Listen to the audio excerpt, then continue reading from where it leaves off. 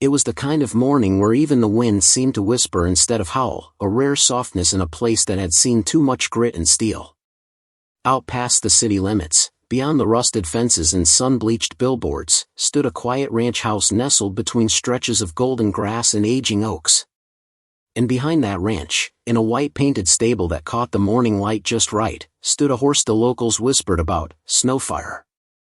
A white stallion with eyes dark as ink and a posture that spoke of pride, patience, and something more, something only the few with a pure heart could understand. And among those few was Abigail Wren. She was 10, small for her age, with soft auburn curls and hands that always smelled of hay and apples. Her world was a little quieter than most.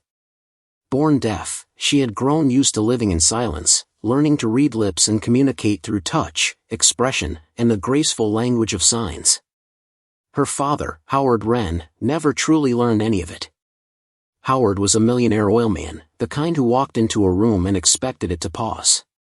People did. They always had. He built his fortune from dust and diesel, but when his wife died giving birth to Abby, his heart didn't break, it hardened. He tried raising her like a problem to be solved, tutors, doctors, speech therapists. But when none of it fixed her, he withdrew. Hired a nanny, then two. And when they left, some in tears, others in silence, he placed her in the hands of strangers in distance. But Snowfire didn't care about any of that. Each morning, Abigail would sneak out of her room, bread crusts and apple slices tucked in her sweater, and head to the stable. And each time, Snowfire would greet her with a gentle nudge of the nose, his breath warm against her skin. No sound needed. No explanation. Just the kind of connection that no one could buy or break.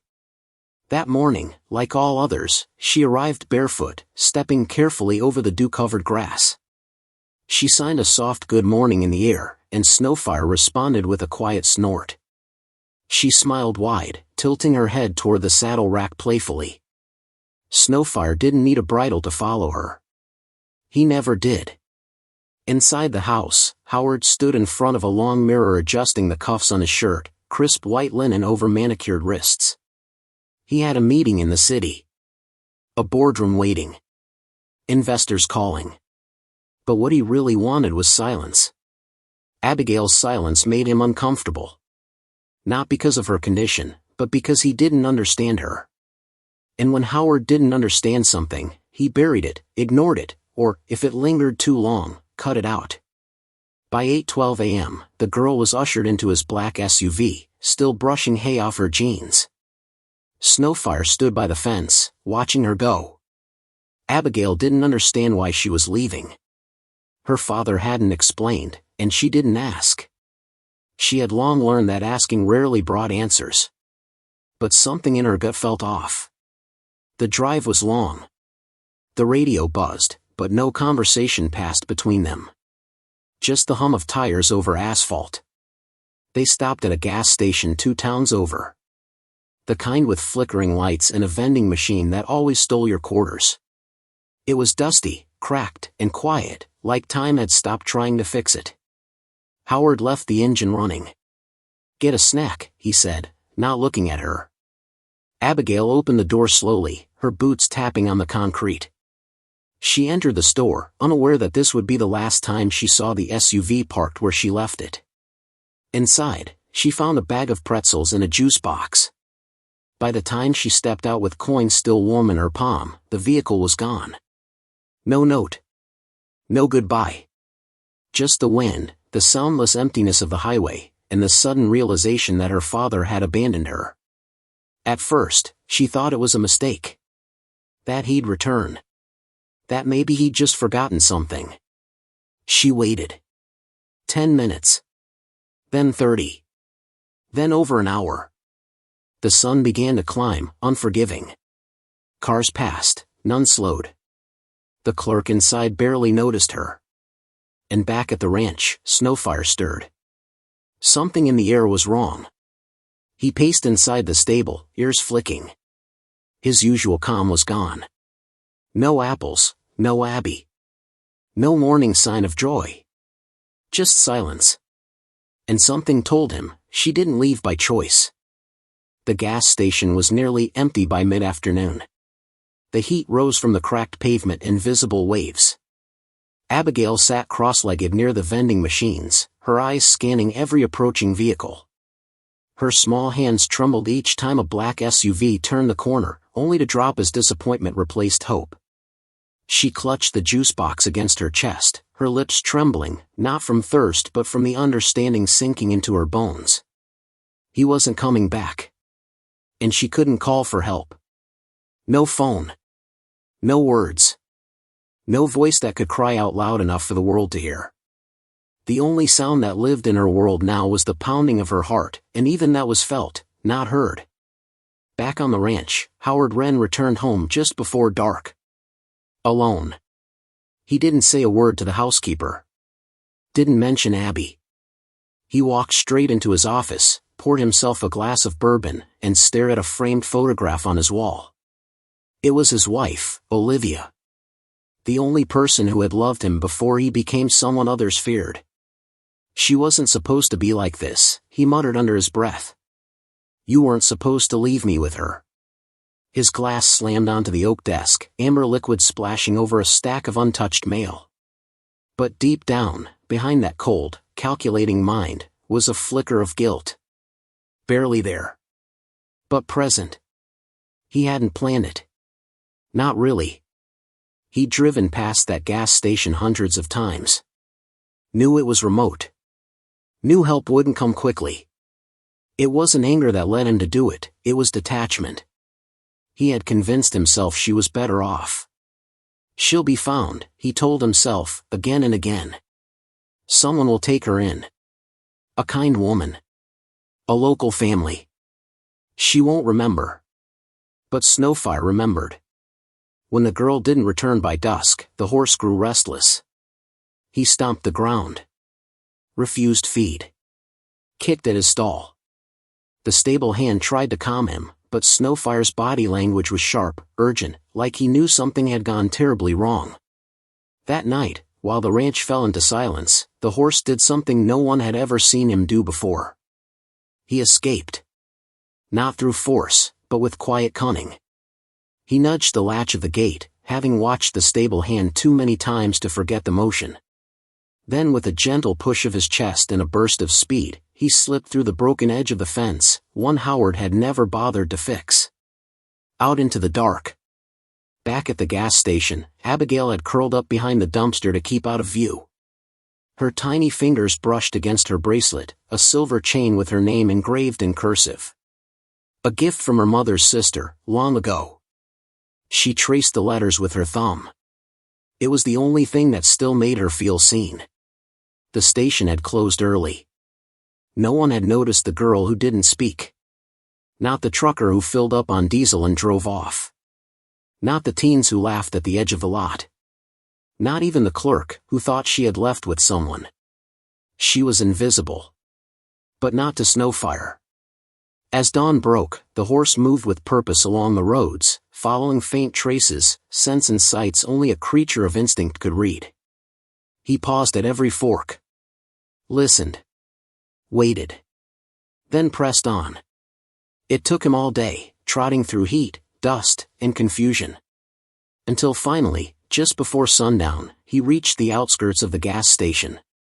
Abigail didn't see him at first.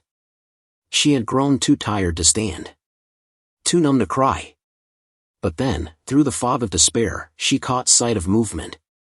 A flash of white against the setting sun. Snowfire. The moment she saw him, something inside her broke, and then rushed to heal. She stumbled to her feet, tears streaking her dust-covered cheeks, and ran toward him. The stallion let out a soft, low breath as she pressed her face into his neck. He stood still, strong, protective. Like a guardian sent from the silent corners of heaven. She wasn't alone anymore. But Snowfire didn't come just to comfort her.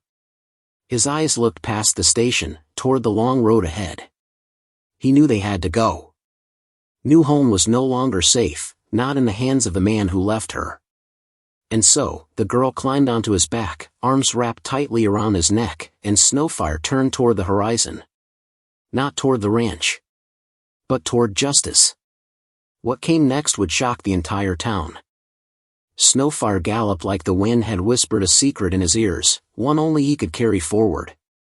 With Abigail clinging to his back, her arms barely strong enough to hold on, the white stallion thundered across the backroads of the county. He wasn't heading toward the ranch. No, his instincts took him somewhere deeper. Somewhere safe. Toward Miss Hattie's farm. Miss Hattie was a widow in her 60s with a crooked smile, a cane carved from cedar wood, and a heart big enough to hold 1,000 strays. Dogs, cats, birds with broken wings, she had cared for them all. But it was her connection to horses that made her special. She once told folks she didn't need to train horses, she just listened to them better than most people listen to each other. And it was Snowfire who had been born on her land years ago, before Howard Wren bought him for a price too high to say out loud. She never forgave herself for letting him go. Now, watching the blur of white racing across the pasture toward her porch, Miss Hattie felt her heart skip. She stepped forward slowly, eyes narrowing. And then she saw the girl. Lord above, she whispered.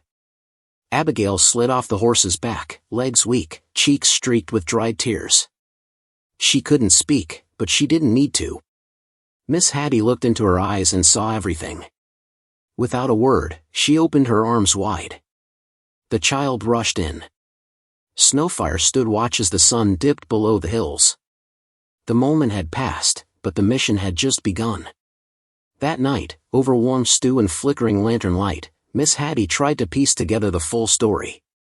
Abigail could only communicate through simple signs and writing. Miss Hattie understood enough to get the basics.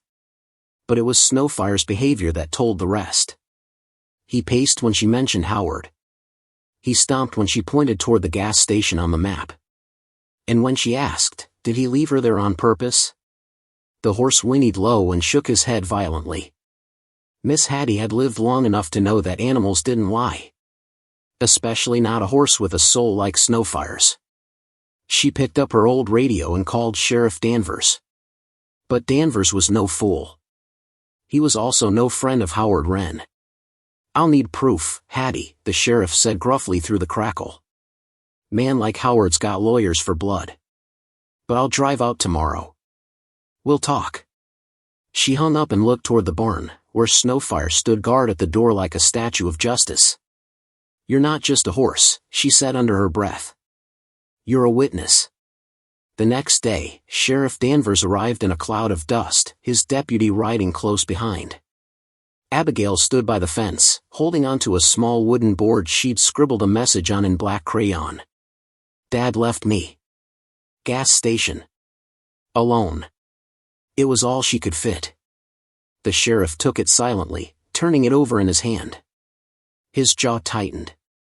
Where's the horse? He asked. As if summoned, Snowfire emerged from the barn. Danvers had seen his fair share of war horses, wild mustangs, and broken geldings. But this one stood taller. There was a fire behind those black eyes.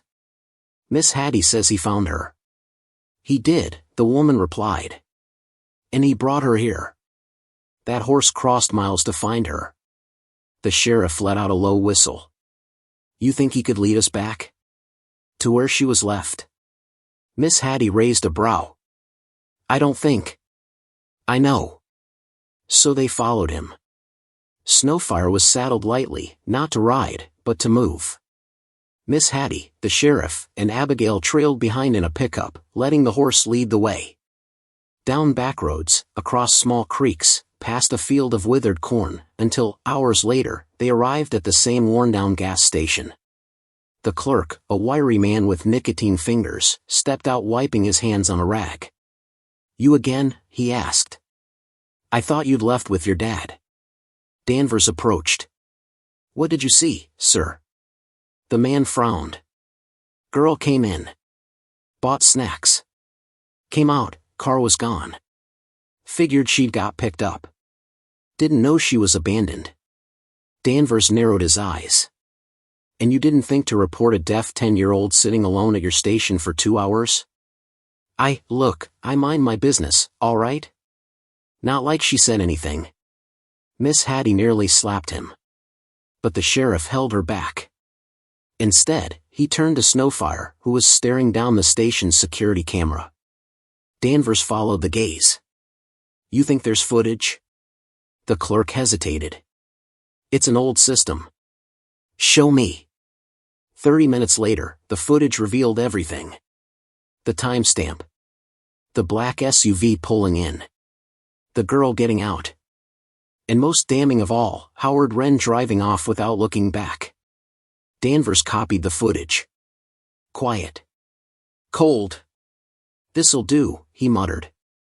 But Snowfire wasn't done. The sheriff, deputy, and horse returned to the ranch that evening. Howard was out back sipping bourbon on the veranda when the truck pulled in. He didn't even flinch when he saw the law. "What is it this time, Danvers?" The sheriff stepped out with a slow smile. "Justice." Before Howard could speak, Snowfire appeared behind the truck. His hooves hit the gravel with power. Howard stood. "That horse, what the hell is he doing here?" Danvers held up a flash drive. "He brought us back to the truth." Howard's face twisted. "You've got no proof. You think anyone's gonna believe some damn horse?" "We don't need him to speak," the sheriff said. "The camera footage already did." Howard froze. Miss Hattie stepped forward, Abigail beside her. The girl looked at her father, tears in her eyes, not from pain, but from something far more devastating. Disbelief. And in that moment, the man who once feared nothing, felt small. Howard Wren was arrested that night. Charged with child endangerment and neglect. But it wasn't just the arrest that made headlines, it was the story behind it. The girl who couldn't speak, the horse who wouldn't give up, and the town that finally listened. Howard Wren's arrest sent ripples through the county like a stone tossed into a still pond. People whispered in church pews, in barber shops, and over diner counters. No one had ever imagined the mighty oil tycoon, the man who built half the town's infrastructure, would be led away in handcuffs. And certainly not because of a horse. But this town had seen stranger things. And sometimes, justice didn't ride in on two legs. Back at Miss Hattie's farm, Abigail sat on the porch swing, Snowfire grazing nearby. She was quieter than usual, not because she lacked words, but because something deeper stirred inside her. It wasn't just relief that her father was gone. It was confusion. Love didn't make sense when it came from someone who left you behind. And pain didn't always go away just because you were safe now. Miss Hattie knew this, and so she didn't force the girl to talk.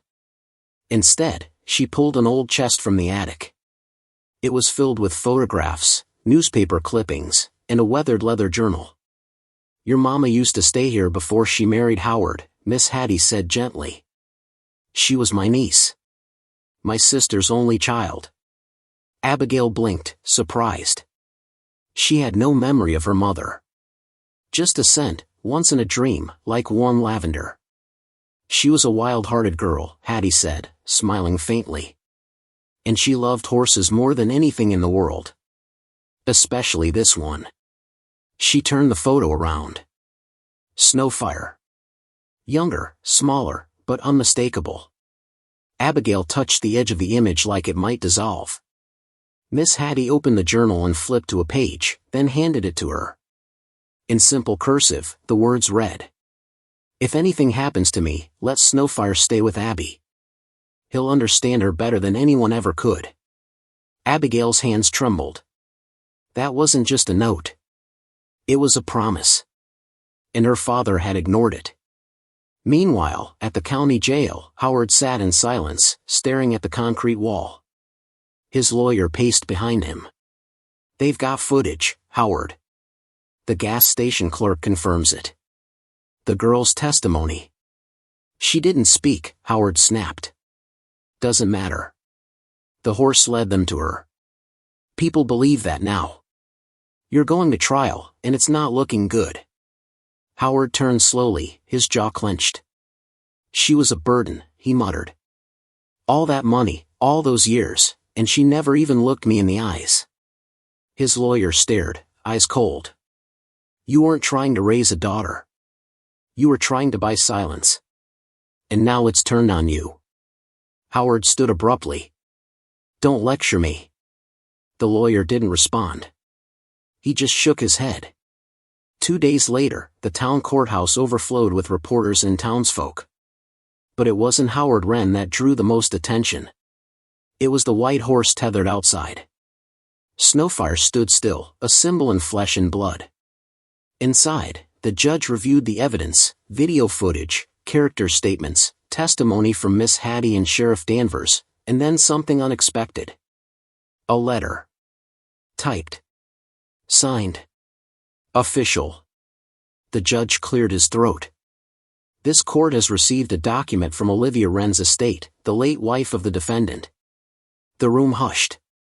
Enclosed was a will, one that never went through probate. In it, Mrs. Wren made her wishes for her daughter clear, that Abigail be raised in the care of Olivia's aunt, Hattie Wren Hughes, should anything happen to the mother. Howard paled. The judge continued, instead, Mr. Wren hid the will. Buried it. And took sole custody, despite legal directives to the contrary. The courtroom buzzed. Miss Hattie closed her eyes. That was the twist no one expected. Not only had Howard abandoned his daughter, he had stolen her from the one person her mother had trusted. The judge's gavel fell like thunder. I hereby rule full custody of Abigail Wren to be transferred permanently to Hattie Wren Hughes, effective immediately. Mr. Wren will face charges for custodial interference, neglect, and endangerment. Howard slumped forward, defeated. Outside, Abigail waited under the big oak tree. She didn't understand everything that had happened in court, but she saw Snowfire waiting for her, his head low, his eyes calm. Miss Hattie stepped out of the courthouse, cane in hand, tears in her eyes. She knelt before the girl and whispered, "You're coming home with me now. Just like your mama wanted." Abigail didn't cry. She smiled. Not the kind of smile that comes from happiness. The kind that comes from being seen. She reached out and hugged Snowfire's neck. Tight. And the white horse, gentle, brave, and unwavering, stood like a statue carved by justice itself. Later that week, the mayor of the town invited Miss Hattie, Abigail, and Snowfire to a small ceremony. Nothing fancy, just a gathering under the apple trees with townsfolk, music, and lemonade. They unveiled a wooden plaque beneath the courthouse oak. It read, "To the one who saw everything, Snowfire, guardian, witness, hero." And beside it, carved smaller, was, "Justice speaks in many ways. Sometimes it walks on 4 legs and wears no badge." Autumn arrived gently that year. The hills turned gold. The wind softened. And in a quiet corner of the countryside, life began to mend. Miss Hattie's farm had always been a place for second chances, for strays, for wild things, for the forgotten. But now, for the first time in decades, it echoed with laughter. Not loud, not constant, but genuine.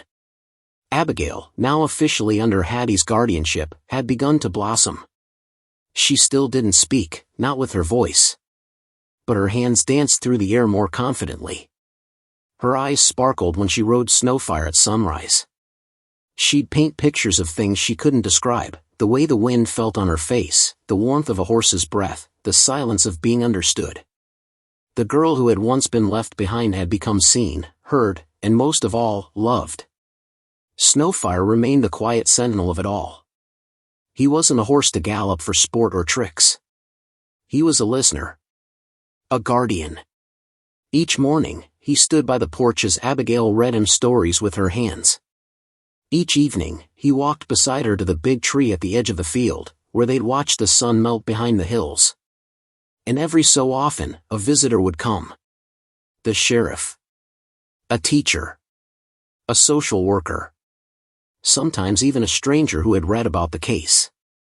They all wanted to meet the horse that saved a girl's life. But Snowfire didn't care for attention.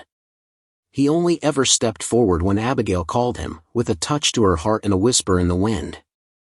As for Howard Wren, he was convicted of child endangerment and custodial interference.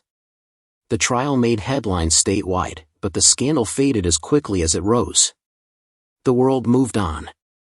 Howard didn't. They said he sat in his cell and stared out the window every morning, waiting for something that never came. No one visited. No letters arrived. The silence that once made him uncomfortable had become his entire world. And the one voice that could have forgiven him never made a sound. 1 year later, on the anniversary of the trial, the town held a modest event outside the courthouse under the same oak tree. The plaque still stood strong, now surrounded by fresh flowers, photos of Abigail and Snowfire, and hand-drawn cards from local schoolchildren. Abigail, now taller, her curls tied back with a pale blue ribbon, approached the podium with Miss Hattie by her side. The mayor gestured gently. "Would you like to say something, dear?" Abigail didn't speak. Instead, she raised her hands and signed slowly, clear and deliberate. Sometimes people say nothing and still speak loudest. Snowfire didn't talk. But he heard me. He came for me. And he gave me back my voice. Miss Hattie translated aloud. The crowd stood in silence. Then applause. Snowfire, standing off to the side, lowered his head, calm as always, but with a flicker of pride in his eyes. That night, Abigail sat alone under the stars, her back against Snowfire's side. She wrote in her journal, a gift from Miss Hattie. "Dear Mama, I don't know if you can see me. But I'm safe now. I live on your old farm. I sleep near the white horse you loved. He takes care of me. I wish you were here. But I think part of you still is. I think part of you lives in him. I hope you're proud of me. Love, Abby." She closed the book, pressed it to her chest, and looked up at the stars. Snowfire nudged her shoulder gently, and together, in the silence of the night, they sat, girl and horse, orphan and guardian, survivor and savior. No words needed. Final reflections. This story isn't just about a cruel act or a brave animal. It's about what it means to listen. To see someone for who they are, not who you want them to be. To act when no one else does. To find loyalty where the world gives up.